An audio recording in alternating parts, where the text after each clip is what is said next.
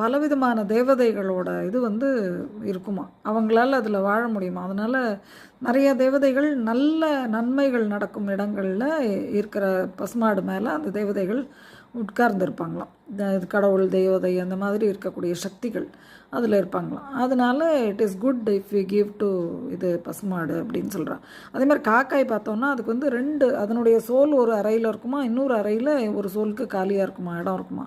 So இந்த பித்ருக்கள் வந்து இந்த காக்காய்க்குள்ளே தான் அந்த இன்னொரு சோலுக்கான இடம் இருக்குது இல்லையா, அங்கே போய் உட்காந்து தான் நம்ம கொடுக்குறதெல்லாம் ஏற்றுப்பாங்களாம்.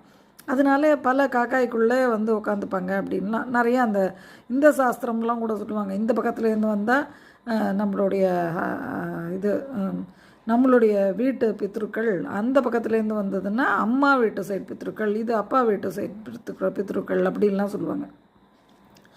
ஸோ இந்த மாதிரி பல விஷயங்கள் இருக்குது. அதனால் இப்போ பெண்